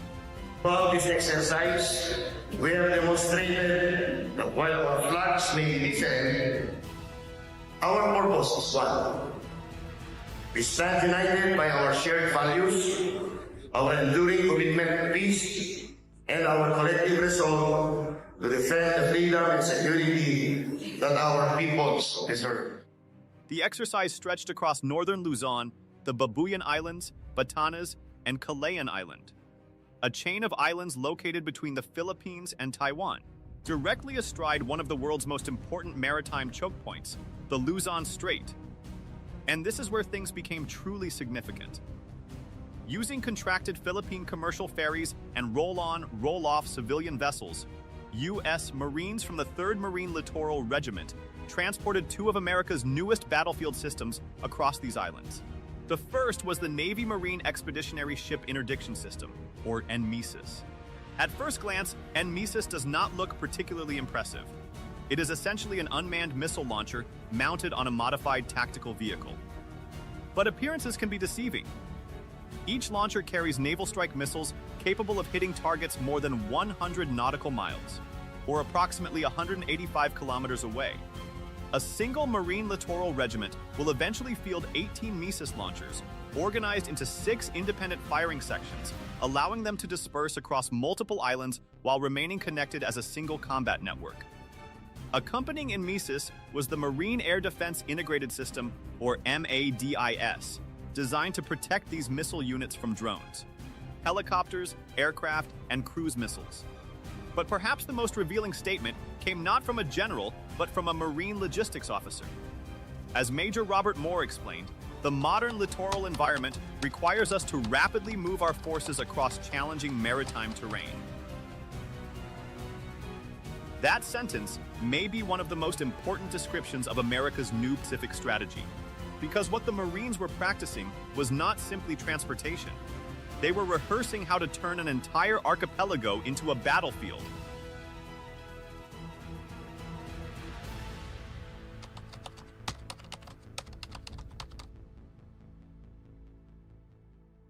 At this point, you might be asking a simple question. Why would the United States military, the most powerful military in human history, transport anti-ship missiles on civilian ferries? The answer is simple. Because the old way of fighting in the Pacific may no longer work. For decades, American military power depended on a familiar formula: massive aircraft carriers, large amphibious ships. enormous overseas bases, and centralized logistics networks. The assumption was straightforward: if you possessed enough firepower and enough ships, you could dominate the battlefield. But the rise of China's military has forced the Pentagon to rethink that assumption. Today, China operates the world's largest navy by number of vessels, fields thousands of long-range missiles, and maintains one of the most sophisticated surveillance networks ever built. Large warships can be tracked, fixed bases can be targeted, massive logistics hubs can be destroyed. And that changes everything.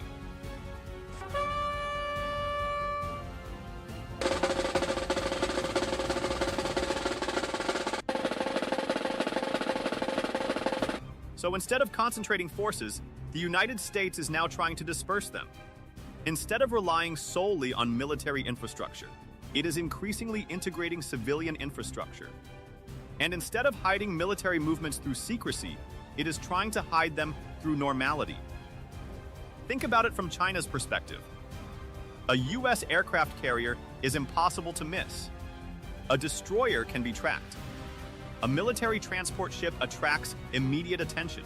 But how do you identify a missile launcher hidden among thousands of civilian trucks, boarding hundreds of commercial ferries, operating across more than 7,600 islands of the Philippine archipelago? That is precisely the challenge the Pentagon wants China to face. As Major Robert Moore of the 3rd Marine Littoral Regiment explained, the modern littoral environment requires us to rapidly move our forces across challenging maritime terrain. 76833. 76833. 60446. 60446. In other words, the United States may have discovered that in the age of satellites, drones, and artificial intelligence, the best way to hide military movements is not to make them invisible. It is to make them look ordinary.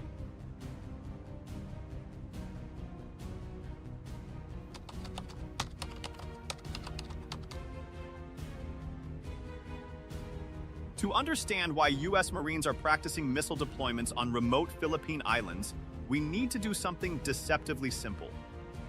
We need to look at a map. Start in southern Japan. Move south through Okinawa.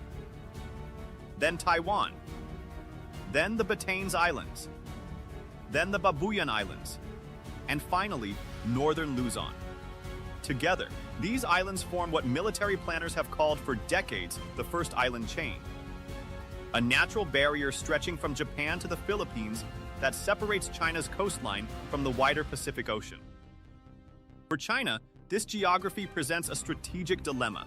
Much of China's maritime trade, energy imports, and naval access to the Pacific must pass through choke points connected to this island chain. Any Chinese naval force attempting to move into the Western Pacific must navigate through a relatively small number of straits and maritime corridors. And that is precisely what makes these islands so important. The waters between Taiwan and the Philippines, particularly the Luzon Strait, are not just shipping lanes. They are gateways. Gateways for Chinese warships, gateways for submarines, and gateways for any future military operation extending beyond China's immediate coastline. This is why the U.S. Marine Corps has begun deploying anti-ship missile systems not only in the Philippines, but also in Okinawa and across other parts of the first island chain. The strategic logic is straightforward. If mobile missile launchers can be dispersed across these islands, they can threaten hostile ships attempting to move through these critical waterways. And that changes the role of the Philippines entirely. The Philippines is no longer simply an American ally. It is becoming something much more consequential, a maneuver space, a logistics network, and potentially a mobile missile archipelago stretching across one of the most strategically important regions on Earth.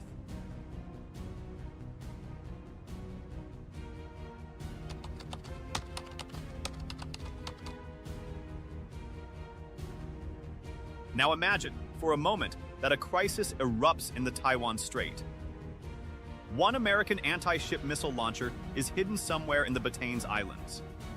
Another is deployed on Calayan Island. A third is operating from Okinawa. And perhaps several more have been quietly moved to other islands across the northern Philippines. None of them remain in one place for long. They move. They hide. They receive targeting data, they fire, and then they disappear.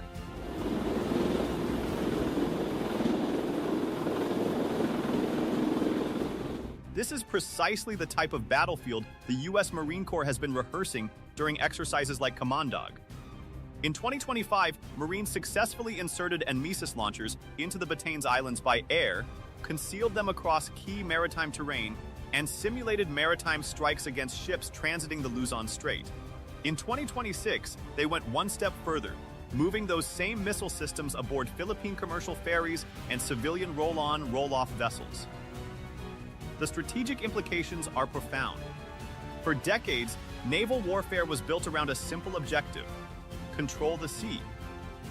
But the Marine Corps' new concept does not seek to control the sea. It seeks to deny it.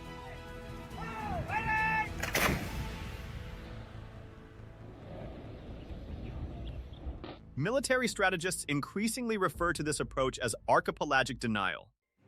The idea is deceptively simple. Instead of confronting an adversary's fleet directly, you scatter mobile missile launchers across hundreds of islands, forcing enemy ships to operate under constant threat. For China, this creates an extraordinary problem. How do you locate a missile launcher that can relocate every few hours? How do you search hundreds of islands spread across thousands of square kilometers?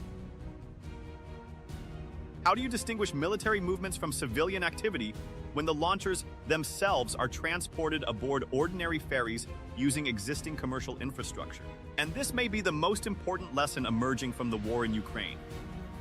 The distinction between civilian and military infrastructure is increasingly disappearing. Civilian ports become military logistics hubs. Commercial transportation networks become strategic assets. Ordinary infrastructure becomes part of the battlefield.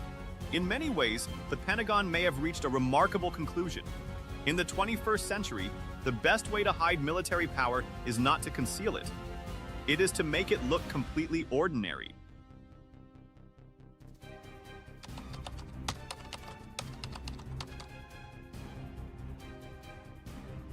For decades, military planners have relied on a simple principle: you cannot destroy what you cannot find.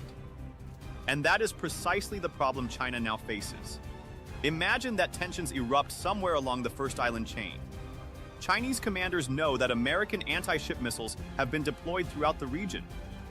But where exactly? Is there a launcher hidden in the Batanes Islands? Another on Calayan?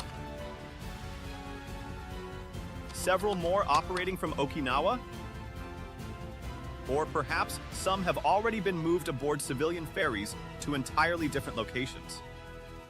The problem is not that these missile systems are powerful. The problem is that they are unpredictable. The Navy Marine Expeditionary Ship Interdiction System was designed for exactly this kind of warfare. The launchers can relocate rapidly, hide among civilian infrastructure, receive targeting data from aircraft, satellites, drones, and naval forces, launch their missiles, and then disappear before an adversary can respond. For China's Navy, this creates a strategic nightmare. To neutralize the threat, Chinese forces would have to search hundreds of islands spread across thousands of square kilometers, while distinguishing military targets from civilian transportation networks and commercial infrastructure. And all of this would have to happen under the constant risk of being targeted themselves. This is why the United States is investing so heavily in distributed missile networks across the First Island chain. Because deterrence is not simply about possessing more weapons. Deterrence is about creating uncertainty. And the more uncertainty an adversary faces, the more difficult, costly, and risky any military decision becomes. In that sense, the commercial ferry carrying American missiles across the northern Philippines was never just a ferry. It was a message.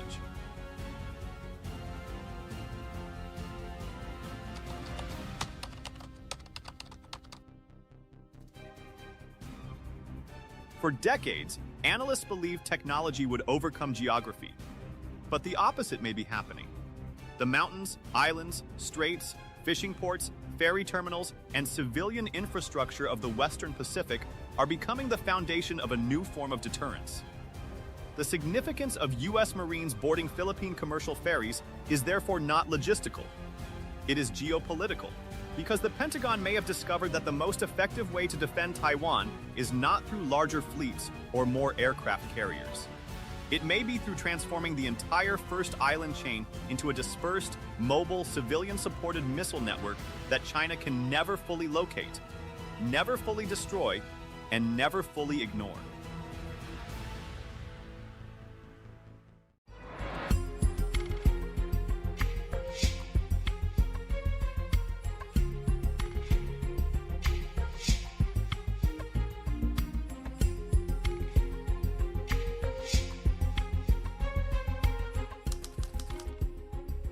Imagine being able to monitor vast stretches of ocean for weeks, without deploying a warship, without scrambling an aircraft, and without risking a single sailor. That is not a distant future capability. It is what the United States has just handed to the Philippines. On June 22, 2026, in a ceremony at the Philippine Navy's Naval Operating Base Subic in Zambales, the United States formally transferred 4 Ocean Aero Triton autonomous underwater and surface vehicles to the armed forces of the Philippines. The transfer was valued at approximately $13 million. It was conducted quietly, without fanfare, in a bay that has long sat at the intersection of Philippine sovereignty and great power competition. But this story is about far more than drones. It is about information. It is about maritime awareness. And it is about the accelerating strategic competition that is reshaping the Indo-Pacific, one capability transfer, one alliance upgrade, and one contested reef at a time. The South China Sea is the most consequential body of water in the world. More than $3 trillion in global trade transits it annually. It connects East Asia to the Indian Ocean. It sits at the center of China's strategic ambitions and the United States' Indo-Pacific posture. And the Philippines, an archipelago of more than 7,000 islands, sits directly at its heart. What Washington just gave Manila is not a weapon. It is something arguably more powerful in the current environment. It is the ability to see. The Ocean Aero Triton is not a conventional drone. It is an autonomous underwater and surface vehicle, a system that can operate both above and below the ocean's surface. It collects data through a resilient mesh network. It transmits that data in near real time. And it does all of this using nothing but solar energy. Each unit can operate continuously for up to 30 days without any crew support. There is no fuel to replenish, no pilot to rotate, no ship to recover the system. The Triton simply deploys, monitors, and transmits day and night through weather across vast stretches of open ocean. 4 of these systems were delivered to the Philippine Navy at Subic Bay on June 22nd. The total package is valued at $13 million, roughly the cost of a single day of conventional naval operations in a contested maritime zone. For that investment, the Philippines gains persistent, long-endurance surveillance capability across critical waterways in the West Philippine Sea. U.S. Embassy Charge d'Affaires Bridget Walker said it plainly at the ceremony. The ability to monitor and respond to maritime challenges, illegal fishing, gray zone activities, and threats to freedom of navigation requires persistent, long-endurance awareness that no single ship or aircraft can provide alone. The Triton fills that gap. Colonel Daniel O., the U.S. Embassy's senior defense official and chief of JUSMA Philippines, added that the systems directly support the AFP's broader transition toward territorial defense. The next step, he said, is helping the Philippines integrate and sustain these unmanned capabilities as part of its operational doctrine. This is not just a donation, it is a capability handoff and a signal about what kind of maritime security architecture Washington is helping to build in the Indo-Pacific. To understand why this transfer matters, you need to understand a fundamental truth about modern maritime competition. The side that sees first wins first. In land warfare, the battlefield is visible. Armies move across terrain that can be mapped, monitored, and observed. But the ocean is different. It is vast, opaque, and unforgiving. Even a large naval power cannot maintain continuous observation across every square kilometer of contested water. Ships get tired. Aircraft have limited endurance. Satellites have fixed orbits and coverage gaps. The Philippines faces this challenge acutely. The West Philippine Sea, Manila's term for the waters it claims within its exclusive economic zone, covers hundreds of thousands of square kilometers. Within that space, Chinese Coast Guard vessels conduct near-continuous patrols. Chinese maritime militia boats anchor in contested areas for weeks at a time. Unidentified vessels engage in illegal fishing. Gray zone activities unfold at the edges of Philippine awareness. You cannot respond to what you cannot see. You cannot document what you cannot detect. You cannot build a legal and diplomatic case against unlawful activities if those activities occur beyond your line of sight. Modern maritime security begins with awareness. Detection is not a passive act, it is the foundation of every response that follows. The side with better surveillance can prepare better, respond faster, and document incidents more effectively for international audiences. In the current environment, where China's activities in the South China Sea are being watched by the world, documentation is itself a form of power. The Triton systems give the Philippines a persistent, solar-powered eye in the water. An eye that does not sleep. An eye that costs almost nothing to operate once deployed.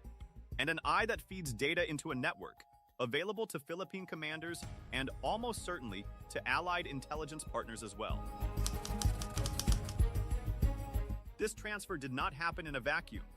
It comes at a moment of heightened tension between Manila and Beijing, and the timing reveals exactly why Washington chose to act now. In recent weeks, China installed a floating structure on Scarborough Shoal, one of the most strategically sensitive features in the South China Sea. Scarborough Shoal is a small atoll roughly 240 kilometers from the Philippine island of Luzon. It sits within the Philippines' exclusive economic zone. It was effectively seized by China in 2012 when Beijing exploited a diplomatic misunderstanding to deny Philippine ships access. The 2016 arbitral tribunal ruling under UNCLOS declared China's historical claims invalid, but Beijing rejected that ruling entirely and has never complied with it. China's installation of a floating structure at Scarborough Shoal in 2026 was not an accident. It was a test. Beijing was watching to see how Manila would respond and how Washington would react. The Philippines lodged a diplomatic protest. China eventually removed the structure, claiming it was for scientific survey purposes. But no serious analyst believed that explanation. Beijing also imposed sanctions on the Philippines' defense secretary, a direct, personal escalation targeting the individual responsible for Philippine military modernization and the strategic direction of Manila's response to Chinese pressure. 外交部网站已经公布了对菲律宾防长特奥多罗及其亲属实施制裁的情况，实施制裁的决定说明了具体情况。此前，我的同事和我也就特奥多罗发表涉华的谬论，表明了中方的严正立场，你可以查阅。This is coercive diplomacy. It is designed to create personal costs for Philippine officials who push back against Chinese claims. At Second Thomas Shoal, the site of the BRP Sierra Madre, a deliberately grounded Philippine warship that Manila uses as a sovereignty marker, Chinese Coast Guard and maritime militia vessels have conducted regular harassment operations against Philippine resupply missions. Water cannons, laser dazzling, physical obstruction. These are the tactics of a power that is systematically testing the limits of Philippine resolve and allied response. Against this backdrop, the Triton transfer is not simply a capability upgrade. It is a strategic signal. Washington is telling Beijing and telling Manila that the United States intends to stay engaged in the West Philippine Sea, not just through port calls and exercises, but through persistent, embedded surveillance capability that endures beyond any single deployment.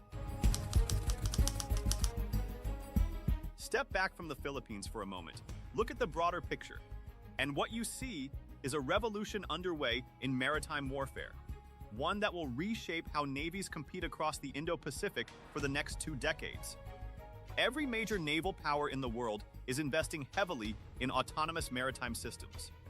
The United States Navy has its Ghost Fleet Overlord program, a series of unmanned surface vessels designed to operate alongside manned warships in contested environments. Australia has launched its Ghostbat autonomous aerial vehicle program and is expanding its uncrewed maritime portfolio. Japan is integrating autonomous patrol vessels into its Coast Guard and maritime self-defense force operations. Even South Korea and India are developing unmanned maritime platforms as core components of their future naval architecture. And China is investing on a massive scale. Beijing has developed a range of autonomous surface and underwater vehicles for surveillance, anti-submarine warfare, and mine-laying operations. China's unmanned maritime program is not a peripheral capability. It is central to its strategy for controlling the near seas and denying access to foreign navies. The strategic logic is straightforward. Autonomous systems are cheaper than manned platforms. They can be deployed in greater numbers. They can operate in denied or contested environments without risking human life. They can maintain persistent coverage across vast maritime spaces. And when networked together, they create a sensor architecture that no manned force can replicate at equivalent cost. The future maritime battlefield will not be decided by who has the most aircraft carriers. It will be decided, in significant part, by who can see more, process faster, and respond with greater precision. The Triton delivery to the Philippines is a small piece of a much larger puzzle. A puzzle that both Washington and Beijing are assembling, piece by piece, across the Indo-Pacific. The solar power dimension of the Triton system deserves more attention than it typically receives. Because it is not merely a technological feature, it is a strategic one. Traditional maritime patrol assets, ships, submarines, aircraft, even conventional drones, are all constrained by one fundamental limitation: fuel. Every fuel-dependent platform has a maximum endurance before it must return to port, refuel, and redeploy. That creates gaps in coverage. Gaps that adversaries learn to exploit. China's maritime militia operates on a different rhythm. Its fishing vessels and Coast Guard ships can maintain near-continuous presence in disputed areas because they are purpose-built for persistence. They rotate crews. They refuel at sea. They anchor and wait. Their strategy is fundamentally one of exhaustion, outweighting Philippine and allied responses until their presence in a disputed area becomes normalized. Solar-powered autonomous systems change the calculus. A Triton unit, once deployed, does not need to return. It does not need fuel. It does not need a crew rotation. It simply operates, harvesting energy from the sun, gathering data, transmitting intelligence. 30 days of continuous operation without logistical support. In maritime competition, that is an extraordinary capability. Persistence equals awareness. And awareness, sustained, reliable, documented awareness, is the foundation of every meaningful response in the South China Sea. It enables legal documentation of violations. It supports diplomatic protests with verifiable evidence. It deters activities that might otherwise occur in the shadow of Philippine surveillance gaps. And it contributes to the broader picture of maritime domain awareness that Philippine commanders and allied partners depend on for strategic decision-making. It is important to be precise about what the Triton systems are and what they are not. They are not weapons. They cannot fire a missile or launch a torpedo. They do not threaten Chinese forces directly. They do not change the immediate military balance in any dramatic way. 4 autonomous surface vehicles are not going to deter a Chinese aircraft carrier or reverse Beijing's presence at Scarborough Shoal. But that misses the point entirely. What the Triton systems do is reduce China's ability to operate in the shadows. They increase transparency in the West Philippine Sea. They close the surveillance gaps that Beijing has exploited for years. The hours and days when no Philippine or allied asset was watching, when Chinese vessels could reposition, install structures, or conduct operations without documentation. More surveillance means more tracking. More tracking means more evidence. More evidence means more effective diplomatic protests, more compelling international documentation, and more credible legal arguments before international forums. It means that activities which once went unnoticed, or which China could deny, become visible, recorded, and attributable. For Beijing, this creates a different kind of problem. China's gray zone strategy depends on operating below the threshold of visibility. It depends on creating facts on the ground, or in the water, without triggering a documented international response. When surveillance improves, the cost of gray zone operations increases, not militarily, but reputationally, diplomatically, and legally. China's reaction to the Triton transfer will be worth watching. Beijing may protest. It may dismiss the systems as militarily insignificant. But the reality is that persistent, networked maritime surveillance represents exactly the kind of capability that makes gray zone coercion harder to sustain over time. Zoom out further still, and the Triton transfer reveals something important about the trajectory of U.S. Philippines defense cooperation and about Washington's broader strategy in the Indo-Pacific. The U.S. Philippines Mutual Defense Treaty has existed since 1951, but for much of the past 2 decades, the alliance operated at a relatively low level of practical integration. The Philippines under Rodrigo Duterte actively distanced itself from Washington and flirted with deeper ties to Beijing. The alliance framework remained intact, but its operational content was thin. That has changed dramatically. Under the current Philippine government, Manila has reaffirmed and deepened its security partnership with Washington across multiple dimensions. The Philippines agreed to expand U.S. military access under the Enhanced Defense Cooperation Agreement to 9 agreed locations, including sites in northern Luzon, directly facing Taiwan. Joint exercises like Balikatan have grown in scale and ambition. The Philippines and the United States conducted their 4th bilateral maritime dialogue in Manila in February 2026, having first launched that format in 2022. Their 12th bilateral strategic dialogue followed in the same month. The Triton transfer fits within this larger pattern. Washington is not just selling weapons to Manila.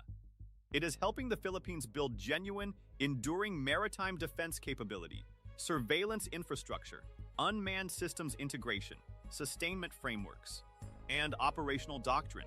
The U.S. Embassy explicitly stated that the next phase of cooperation would focus on helping the Philippines integrate and maintain unmanned systems as part of its maritime defense capabilities. This is capacity building in the most meaningful sense. It is the difference between giving an ally a weapon and giving an ally the knowledge, infrastructure, and institutions to defend itself. The former produces dependence. The latter produces a stronger, more resilient partner. One that can hold its own in a contested maritime environment even when American assets are not immediately present. That is Washington's long game in the Indo-Pacific. Not forward presence alone, but a network of capable, integrated, interoperable partners who share the strategic burden of maintaining a free and open regional order. The 4 Ocean Aero Triton Sea drones delivered at Subic Bay on June 22nd will not, by themselves, change the balance of power in the South China Sea. They will not dislodge Chinese vessels from Scarborough Shoal. They will not reverse a decade of Chinese maritime expansion across the 9-dash line. And they will not resolve the fundamental tension between a rising power seeking regional dominance and an alliance structure committed to maintaining a rules-based maritime order. But they reveal something important about where this competition is heading. The future of maritime competition in the Indo-Pacific may depend less on who has the most ships and more on who has the best information. The side that can see more, document more, and share intelligence more effectively will hold a decisive advantage, not necessarily in a shooting war, but in the gray zone between peace and conflict, where the real competition is currently being waged. The Triton systems are one node in what is slowly becoming a networked surveillance architecture across the Philippine maritime domain. One that connects autonomous platforms, shore-based sensors, Coast Guard assets, naval vessels, and allied intelligence networks into a unified maritime picture.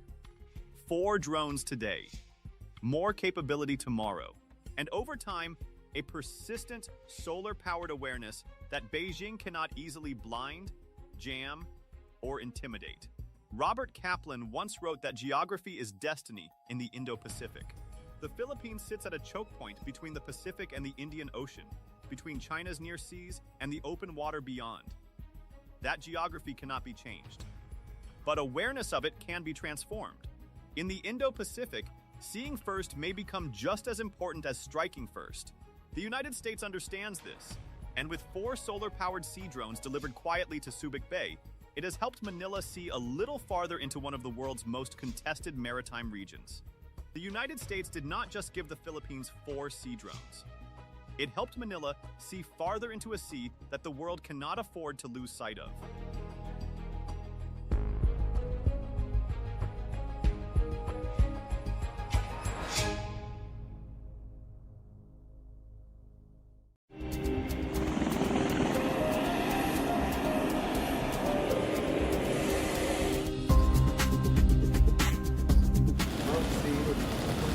The United States has pledged an unprecedented level of defense funding to the Philippines. The U.S. Secretary of State and Defense Secretary in Manila reiterating support for its Asia-Pacific allies in the face of China's growing influence in the region.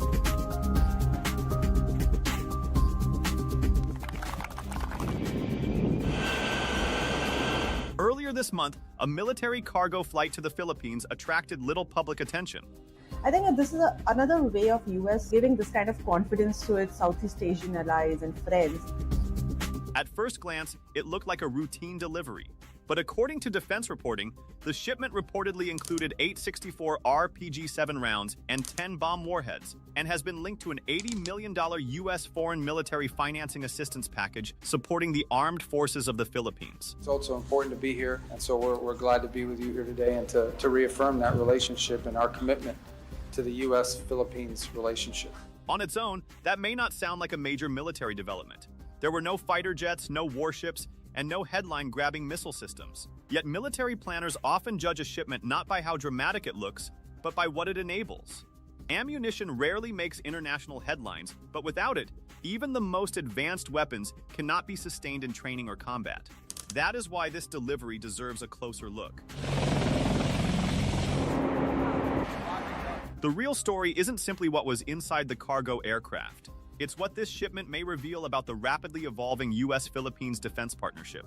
As Manila accelerates its military modernization and tensions continue in the South China Sea, Washington has steadily expanded security cooperation through larger joint military exercises, broader access under the Enhanced Defense Cooperation Agreement, and continued defense assistance.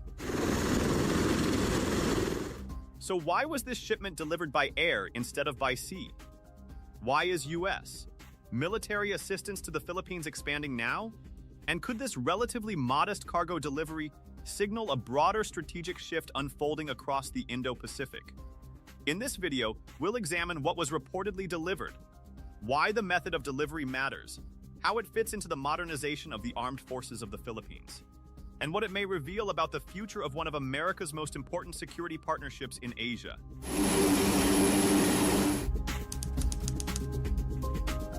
So, what exactly arrived in the Philippines? According to defense reporting, the latest military airlift reportedly delivered 864 rounds for the RPG-7 rocket-propelled grenade launcher and 10 bomb warheads to the armed forces of the Philippines. The shipment has been linked to an $80 million U.S. foreign military financing FMF assistance package intended to strengthen the Philippines' defense capabilities.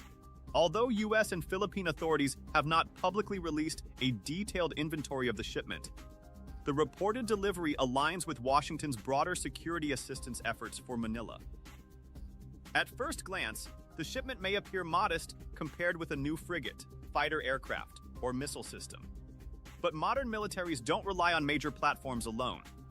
They also depend on a steady supply of ammunition, spare parts, fuel, and other logistical support. Even the most advanced weapons become far less effective if they cannot be sustained during training or operations. That helps explain why this shipment matters. Military planners have long understood that combat effectiveness depends not only on acquiring sophisticated weapons, but also on keeping them supplied and operational. Ammunition and sustainment are essential to maintaining military readiness. So, if this delivery was primarily about strengthening readiness, why was it flown into the Philippines instead of being transported by sea? One question immediately stands out. If this shipment mainly consisted of ammunition, why fly it into the Philippines instead of sending it by cargo ship? The answer is simple: speed and readiness. Sea transport is far cheaper and can carry much larger cargo loads, but it also takes considerably longer. Strategic airlift, by contrast, allows personnel, ammunition, and critical military supplies to be delivered within hours or days instead of weeks. That ability to move forces rapidly is a cornerstone of U.S. military operations around the world. We've already seen this capability in action during Exercise Balikatan 2026. U.S. Air Force C-130J Super Hercules aircraft from the 317th Airlift Wing transported troops, equipment, and even HIMARS rocket launchers to locations including Clark Air Base, Lawag, and the remote island of Itbayat. The exercise demonstrated how quickly Allied forces could reinforce different parts of the Philippine archipelago when required. That helps explain why this latest shipment matters. The ammunition itself is important, but the method of delivery is equally significant. Every successful airlift strengthens the ability of both militaries to move personnel and supplies rapidly during exercises, humanitarian missions, or potential crises. It's also important not to overstate the message. Neither Washington nor Manila has described this flight as a response to any specific event. Officially, it forms part of routine defense cooperation between two treaty allies. Even so, the ability to reinforce the Philippines quickly is itself a strategic capability. In today's security environment, the speed at which allies can deliver supplies can be just as important as the supplies themselves. At this point, you might be wondering, what exactly is foreign military financing, or FMF? Despite the name, FMF isn't simply a cash payment handed over to another government. Managed by the U.S. Department of State, FMF is a security assistance program that helps partner nations acquire approved defense equipment, military services, training, and logistical support. The funding is tied to defense needs, ensuring it strengthens military capabilities rather than being used for unrelated government spending. But for Washington, FMF serves a broader purpose than supplying weapons.